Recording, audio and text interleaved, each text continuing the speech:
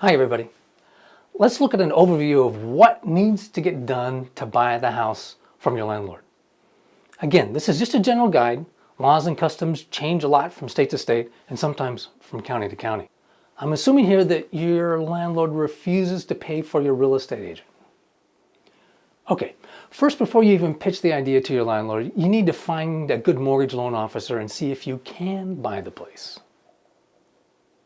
Even if you can get a mortgage to buy the place, you need to also figure out if you personally can really afford the place, both the cost of buying it and the cost of owning it.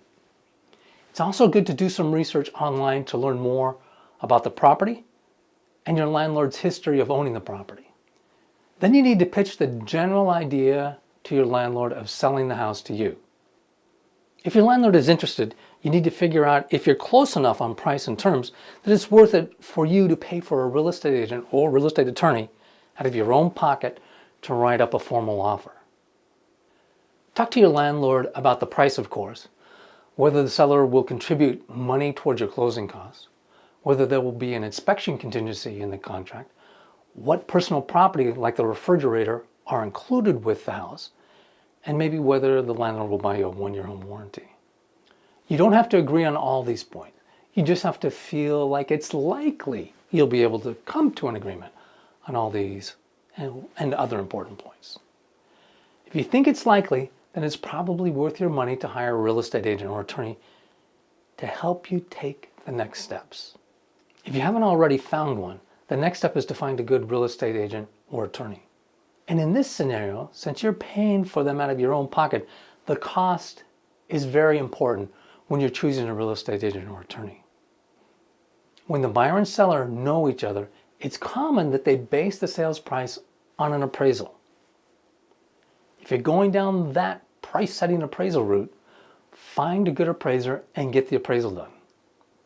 If you feel it's likely you'll be able to come to an agreement, have your real estate agent or attorney help you draft up a written offer and send it to your landlord. Your landlord and you may make counteroffers back and forth until you reach an agreement, or until you realize you can't reach an agreement and you give up on the idea of buying the place from your landlord. If you do reach a written agreement, you're under contract. The signed initial offer and all signed counteroffers become the binding contract. You should apply for a mortgage loan as soon as possible after you're under contract. Your mortgage company has weeks of work to do before they'll be able to loan you the mortgage money. Within 3 days of applying for a loan, you should receive a loan estimate, which details the loan you're applying for. At the bottom of page 1, it will show the estimated cash to close. This is the estimated total amount of money you will have to pay out of your own pocket before the sale can close. Cash to close includes the rest of your down payment and your share of the closing costs. You'll probably be shocked by how much you have to pay in closing costs. Assuming your contract has an inspection contingency clause in it, and it really should, find a good home inspector and order your home inspections as soon as possible after you're under contract. After your home inspections are done, you may try to negotiate with the seller to do some repairs, or instead of repairs to have the seller contribute some more money towards your closing costs. If the inspections find a deal killer and the contract had a buyer inspection contingency clause in it, you'll likely be able to cancel the contract and get a full refund of your earnest money.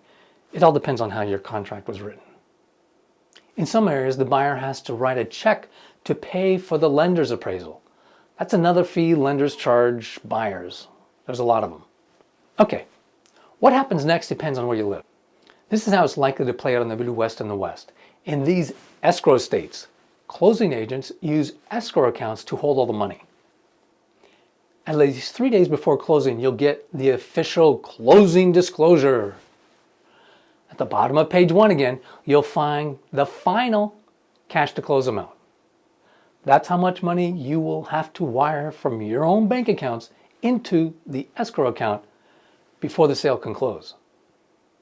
Before that, a day or 2 or 3 before the scheduled closing date, you'll go into the closing agent's office and sign all the loan documents and all the other documents related to the sale. Then a day or two before closing, you'll wire your cash to close money into the escrow account. The morning the sale is scheduled to close, your lender will wire the money you're borrowing into the escrow account. On the day of closing, the closing agent takes all the money in the escrow account and pays everybody who needs to get paid and transfers title to the property to you. Congratulations, you now own a home and a mortgage. Many states in the Northeast and Southeast, however, do closings differently. There, they don't use escrow accounts to hold all the money.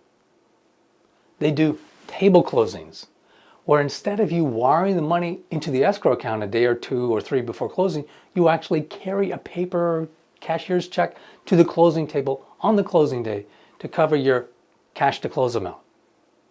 In addition, in table closing states, your lender doesn't wire the money you're borrowing into the escrow account either. A representative of your lender will carry to the closing table a paper check for all the money you're borrowing. Further, in table closing states, the buyer and the seller don't go in separately a few days before closing and sign everything separately.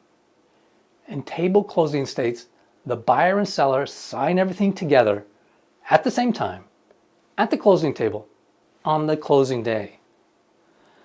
Whether your state uses escrow closings or table closings, you end up owning the home and a mortgage. Okay, we just introduced a bunch of ideas in this overview. In the rest of the course, we're going to explain them.